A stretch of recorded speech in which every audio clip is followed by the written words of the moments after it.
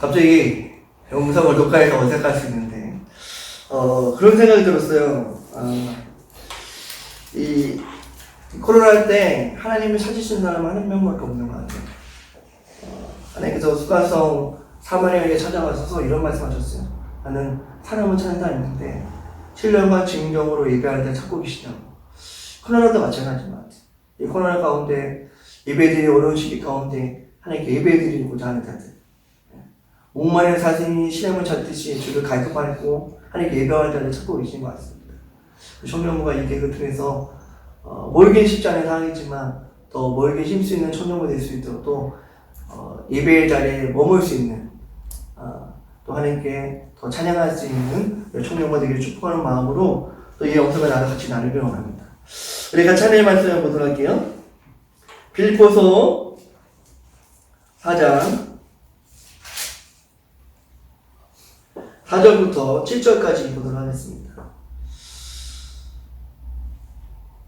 빌립보서 4장 4절부터 7절까지 너무나도 잘 아시는 말씀이지만 이 말씀이 우리 가운데 이 시기 가운데 아주 필요한 말씀인 것 같아요.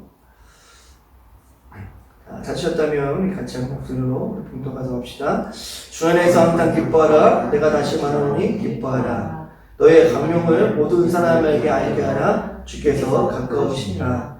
아무것도 염려하지 말고 다만 모든 일에 기도와 간구로 너의 구할 것을 감사함으로 하나님께 아뢰라. 그리하면 모든 지각에 뛰어난 하나님의 평강이 그리스도 예수 안에서 너의 마음과 생각을 지키시리라. 아멘. 여러분 이 시대 가운데는 로마가 이 시대를 통치하고 있었는데 이 로마의 통치하는 가운데 사상 가운데 어떤 사상과 사고가 있었냐면 헬레니즘 사고가 있었어요. 그러니까 헬레니즘 사고가 어떤 사고냐면 합리적인 사고, 합리적인 생각이에요. 이때 철학이 많이 발달됐었거든요. 그러니까 눈에 보이고 또 확실하게 증거할 수 있는 사실이 중요한 거예요. 근데 많은 얘기가 나오지만 눈에 보이지 않아.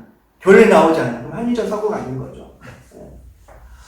그 가운데 그런 사상 가운데 5절에 이런 단어 나와요. 너의 강용을 모든 사람에게 알게 하라. 강용을 사전적 의미를 찾아보니까 이렇게 나왔어요. 훌륭한 인격적인 기초를 근거해서 합리성, 즉 뭐냐면 훌륭한 인격, 도덕적인 윤리적으로 사람들이 다 이해할 만한 것을 갖고 어떻게 합리적하게 얘기하고 태도로 말하고 행동을 취하는 게 강용이라는 거예요. 근데 성경에 나오는 강용은 그것가요? 그게 아니라는 거예요. 인간의 합리성이 아니라 5절의 뭐는 무엇이냐면 하나님이 합리성을 가지라는 거예요. 그러니까 하나님의 합리성을 가지고 모든 사람에게 뭐예요? 알려는 거예요. 주께서 가까우십니다. 네. 그렇다면 하나님의 합리성은 어떤 걸까요? 인간의 생각과 인간의 사고가 아니고 하나님의 합리성은 딱 한 가지예요. 그 뭐냐면 하나님의 말씀입니다. 그러니까 신앙의 합리성은 강령은 딱 한 가지예요. 말씀의 근거를 갖고 진리를 갖고 살아가는 사람들. 그것이 무엇이냐면 통도고 그리스도인인 거예요. 그렇기 때문에 세상 사람과 다를 수밖에 없는 거예요. 그러니까 우리가 말씀에 근거하고 살아간다면 내가 세상과 살아가지만 난 세상을 다를 수밖에 다르게 살아갈 수밖에 없어요. 왜? 내 강용이 근거가 기준이 뭐기 때문에 하나님의 말씀이 근거이기 때문에 그렇다는 것이죠. 그렇기 때문에 성도는 뭐예요? 구별이 된다는 거예요. 말씀을 갖고 세상을 살아가기 때문에 세상에서 구별하게 살 수밖에 없다는 거죠. 근데 구별되지 않는 건 뭐예요? 나의 삶의 근거가 강용이 뭐예요? 말씀이 아니기 때문에 그렇다는 거죠. 다시 말해서 말씀의 근거가 아닌 삶은 그리스도의 삶이 아니라는 거예요. 내 생각이 세상이 이렇게 살아. 그 삶은 뭐예요? 그리스도의 삶이 아니고 성도의 삶이 아니라는 거예요. 여러분 교회만 다닌다고 다 그리스도인이 아니라는 거죠. 그 삶의 근거가 뭐가 되어야 되는 거예요? 하나님의 말씀이 되어야 되는 거죠. 믿으십니까? 그게 그리스도인이에요. 많은 사람들이 이렇게 생각하고 있어요. 주일날 교회 나가고 있어. 근데 세상에 내 마음대로 살아. 그거는 뭐냐? 그냥 성도가 아니라 그리스도 아니라 그냥 세상과 똑같은 거예요. 여러분, 내가 어떤 일을 선택하고 어떤 걸 근거에 말하고 행동하는 그 기준이 무엇이냐가 중요한 거예요. 왜냐하면 하나님의 말씀이 나에게 근거가 될 때 하나님께서 일하시기 때문에 그렇습니다. 많은 사람들이 이렇게 얘기해요. 하나님의 내서 하는 건 이랬으면 좋겠다. 그래서 주가 일하시게 얘기하잖아요. 여러분, 주님께서 일하시기 위해서 뭐냐면 법칙이 있어요. 그럼 세상도 어떻게 해요? 서울에 차들이 너무 많죠? 차들이 많은데 그 차들이 정렬하게 사고 나지 않게 움직이려면 뭐예요? 교통 법칙이 있어요. 그 법칙 따라 움직이면 어떻게 해요? 사고가 나지 않아요. 법칙이 어길 때 어떻게 해요? 사고 나게 되어 있습니다. 아무리 사고가 많아도 어떻게 해요? 움직일 수 있는 거, 멈추고 가고 잘자랑 깜빡이치는 거 뭐예요? 그 모든 법칙이 있기 때문에 어떻게 해요? 안전하게 운행할 수 있는 것처럼 여러분 예수님도 마찬가지. 여러분 예수님도 일하실 때 법칙이 있었다는 거죠. 신앙도 마찬가지예요. 믿음도 마찬가지예요. 하나님께서 그 사람이 믿음을 보고 일하시는데 그 믿음의 법칙에 따라 어떻게 해요? 일하신다는 것입니다. 그러면 그 믿음의 법칙이 뭘까요? 다른 것이 아니라 하나님은 믿음이 씨앗을 갖고 있는 자를 통해서 어떻게 해요? 100배, 60배, 30배 열매 맺게 하신다는 것입니다. 요한복음 15장 4절 7절 보니까 내가 너 안에 거하고 너가 내 안에 거할 때 뭐예요? 열매를 맺는다고 했어요. 그 법칙이에요. 하나님과 거하지 않거든 어떻게? 열매 맺지 않습니다. 하나님 일하지 않는다는 거예요. 여러분 예수께서 이 땅에 오셔서 뭐 하셨죠? 하나님의 말씀으로 모든 것을 이루어 나가셨어요. 그것이 맞나 한번 확인해 볼까요? 우리 한번 볼까요? 자, 우리 요한복음 15장 한번 봅시다. 요한복음 15장 4절과 7절.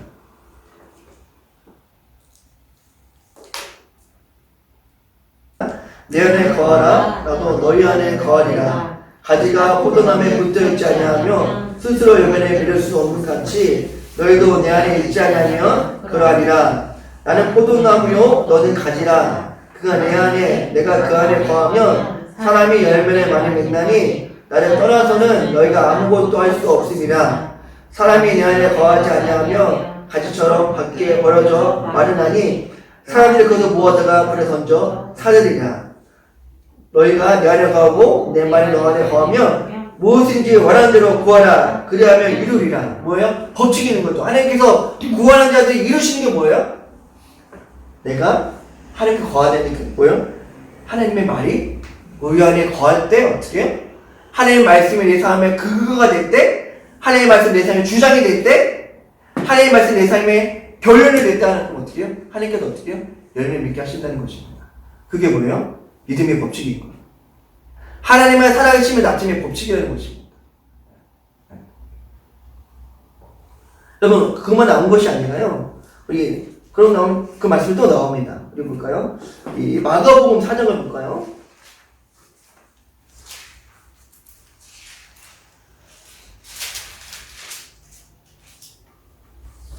마가복음 4장은 너무나도 다 아시는 말씀이에요. 4가지 땅에 떨어진 시비유. 네. 시부유.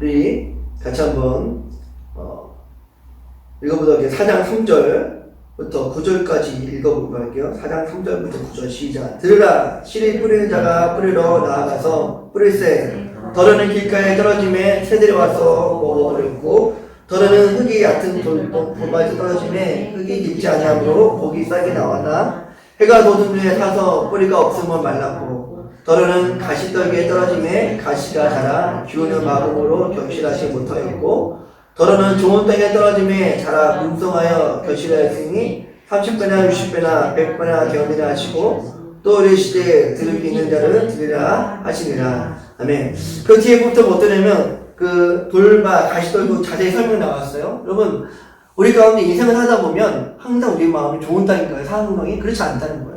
우리 가운데 가시떨기처럼 염려 걱정이 많아요. 돌밭처럼 어떤 일이 벌어지지 않는 일이 많아요. 근데 하나님께서 일하신 자는 어떻게 한다는 거예요? 들을 귀 있는 자는 들으라. 여러분 믿음은 뭐예요? 들으면서 나는 거예요. 근데 성경에 이렇게 나왔습니다. 믿음은 들으면서 나는데 들었는데 뭐가 남아요? 말씀이 남는 거예요.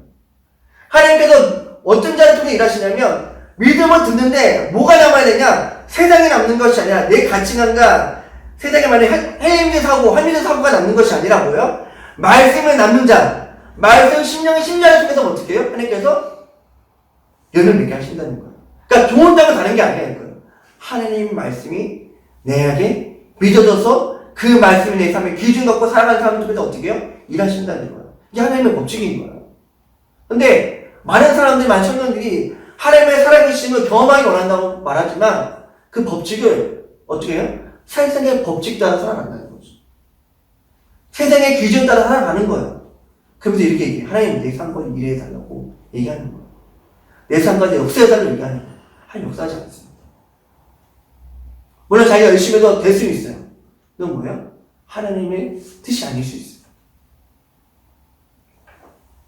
여러분, 하나님은 하나님 일하신 반복대로 일하시는 거예요. 하나님의 말씀대로 일하시는 것입니다.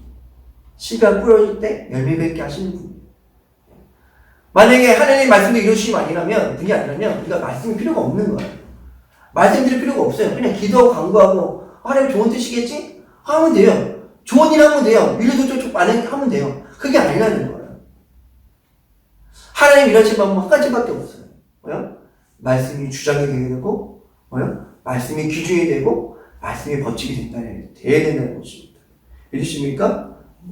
여러분, 그렇기 때문에 우리 청년들이, 신앙인들은 그 기준을 어디에 근거에 두고 살아야 되는 거예요? 말씀에 근거에 두고 살아간다는 거예요. 우리의 강령은 다른 게 아니에요. 우리의 강령은 한 가지예요. 하나님의 말씀을 두고 살아가는 사람. 그걸 통해서 뭐야? 세상 사람들에게 나봐, 이게 그리스도인이야. 하나님 가까워져. 너도 구원받아야 돼. 알려주는 것이 강령한 사람이라는 것이죠.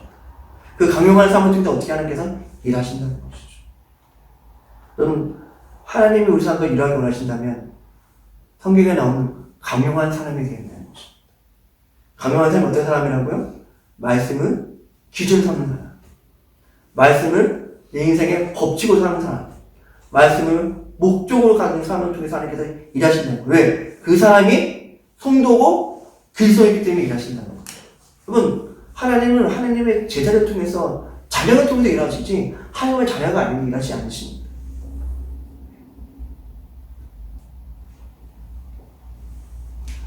여러분, 우리 삶 가운데 하나님께서 일하실 수 있는 저와 여러분에게 축복을 기도합니다. 아멘이십니까? 계속 우리 말씀을 계속 또 빌리보로 넘어가서 또 볼게요. 자, 사전을 보니까 이렇게 얘기해요. 주 안에서 항상 기뻐하라. 내가 다시 말하오니 기뻐하라. 이 말씀에 여기 아멘이 되십니까? 쉽지 않죠. 우리가 상황이 벌어진 일들 보면 그렇게 되지 않습니다. 저도 항상 기뻐할 수 없어요. 짜증날 때도 있고, 화가 날 때도 있고, 그래요. 분노가 날 때도 있습니다. 예. 운전할 때 보면 그런 일이 더 많아요. 예. 예. 근데 이 본문은 어떤 문으로 써있냐면 명령문으로 써있어요. 명령문. 왜? 그러니까 뭐냐면 너가 좋을 때는 기뻐해도 되는데 마음이 그럴 때는 그냥 그래도 돼. 그런 게 아니라 무조건 기뻐하라는 거야. 너무 하나님 너무 그런 거 아니야? 예수님 너무 그런 거 아니에요? 나는 그냥 마음도 없나? 근데 그가 있다는 거죠. 왜 하나님께 우리까지 무조건 명령으로 왜 기뻐할 수 없는 상황에도 기뻐하라고 할까요? 이것은 무엇이냐면 어떤 의미가 있냐면 주도권은 나에게 있는 것이 아니라 하나님께 있다는 고백입니다. 내가 기뻐할 수 있는 주도권은 나의 감정, 내 상황 환경이 아니라 내가 기뻐하는 유일한 이유는 하나님께 있습니다. 그 고백할 수 있는 사람이 어떻게 해요? 항상 기뻐할 수 있다는 거예요. 그러니까 주도권은 누구에게 주는 거예요? 하나님께 주는 사람. 늘 우리의 주도권을, 우리의 결론을 하나님께 주는 사람이 어떻게 해요? 그 사람이 하나님 강용한 사람이라고 얘기하는 거예요. 근데 어떤 이렇게 얘기해요. 아니, 돌아갈 때도 끝까지 돌아가서도 기뻐할 수 있을까요? 죽는데? 저는 예전에 이 질문했을 때, 그게 가능할까? 죽을 때 고통스럽잖아요. 네. 근데, 가능해요. 제가 봤어요. 실제로 봤어요. 죽을 때 우는 사람 봤어요. 자녀들은 막 울고 막 나는 아버지 막 울고 있는데, 동생들, 친척들 다 울고 있는데, 본인은 웃고 있어요. 숨쉬기 불편한데. 저희 아버지가 그러셨어요. 하나님 부르실 때까지 항상 기뻐할 수 있구나. 저는 경험했습니다. 여러분, 우리가 마지막 이 말은 뭐냐? 우리가 마지막 도착하기까지 끝까지 함께 데리고 가야 될 것이 무엇이냐면 항상 기뻐하라는 것입니다. 그러니까 너가 마지막 날 때 유지해야 될 것은 무엇이냐면 기뻐하는 마음을 유지하는 거예요. 무엇 때문에? 나의 주도권이 나에게 있는 것이 아니라 하나님께 있다는 걸 늘 잃어버리지 말라는 거예요. 여러분, 이 청년 때 우리 삶의 주도권이 나에게 있는 것이 아니라 하나님께 있다고 고백할 수 있는 자가 되어야 되는 거예요. 자꾸 돈에 주도권을 빼앗기면 안 되는 거예요. 눈에 보이는 것에 주도권 빼앗기면 안 되는 거예요. 들리는 거에 주도권 빼앗기면 안 되는 거예요. 이 시대는 너무나 보이는 게 많고요. 들리는 게 너무 많아요. 우리는 그것에 너무나 주도권을 많이 빼앗겨요. 마음조차도. 어떤 사람이 나에게 어떤 말을 했어. 그럼 그 마음이 어떻게 해요? 그냥 주도권을 그냥 빼앗겨버리는 거예요. 그 상처에. 돈에. 그 빼앗기는 순간 어떻게 해요? 넘어지게 돼요. 제가 청년부에 카톡이 올렸죠. 죄를 치면 어떻게 해요? 사단의 영향력이 확장된다고요. 근데 죄에 넘어지면 어떻게 해요? 그때부터 어떻게 해요? 사단의 다스림을 받기 시작한다는 것이죠. 그러지 않게도 어떻게 해요? 우리가 은혜 안에 있어야 되는 것이죠. 은혜 안에 있을 때 하나님의 생명과 사랑이, 소망이 확장되기 시작하는 것이죠. 근데 그 소망이 어디서부터 나요? 하나님의 말씀부터 나는 거예요. 하나님의 말씀을 통해서 소망을 얻는 데는 어떻게 해요? 어렵고 상황에서도 하나님을 고백할 수 있는 거예요. 여러분, 다윗이 왜 대단하냐면, 사도 바울이 대단한 이유가 뭐냐면, 다윗이 사울을 피해서 도망당했어요. 근데 어디까지 도망갔냐면 동굴 속에서 숨었거든요. 동굴은 어떻게 해요? 우리처럼 이렇게 휴대폰으로 프레시 비출 수 있는 게 아니에요. 어디니까 야, 비춰봐! 그런 게 아니에요. 네. 휴대폰도 없었어요. 불도 없었어요. 깜깜한 데서 어떻게 해요? 아무도 없는 소리에서 사울을 잡고자 국민들이 그 소리가 나는 그 공포 소리가 울려 퍼지는 소리예요. 근데 그 어둡고 깜깜한 거를 쳐다보는, 아니, 다윗이 어떻게 만든지 아시나요? 거기를? 하나님을 찬양하는 공간을 만들어 버려요. 그 어두울 수밖에 없는 두려움, 주도권을 빼앗길 수밖에 없는 상황에서 어떻게 해요? 그 동굴 속에서? 그 주도권을 어떻게 해요? 하나님을 높이는 것에 주도권을 주도권을 하나님께 드리는 거예요. 그럼 사도 바울도 어떻게 했습니까? 복음을 전하다가 감옥에 끌려갔어요. 매질을 엄청 많이 당했거든요. 그 몸이 아프고 몸도 가릴 수 없는데 두렵고 떨릴 수밖에 없는 그 감옥 속에서 어떻게 했는지 아십니까? 그 속에 하나님께 예배하는 거예요. 왜? 그 두렵고 염려와 많은 그 부정적인 그 소리 가운데 그 주도권을 누구에게 드리는 거예요? 하나님께 드리는 거예요. 그때 어떻게 해요? 옥문이 열리는 거예요. 그럼 여러분, 이거는 법칙이에요. 하나님께 주도권을 연달아 두면서 하나님께서 뭐예요? 열리는 역사이라는 거예요. 그럼 믿으셔야 돼요. 믿는 자는 어떻게 해요? 그렇게 한다는 거예요. 믿지 않기 때문에 안 하는 거예요. 사람은 믿는 대로 보게 돼 있고, 믿는 대로 듣게 돼 있고, 믿는 대로 고백하게 돼 있고, 믿는 대로 행하게 되어 있습니다. 하나님 믿는 만큼 살아가는 거예요. 사랑한 만큼 상대방에게 좋은 말로 가는 거예요.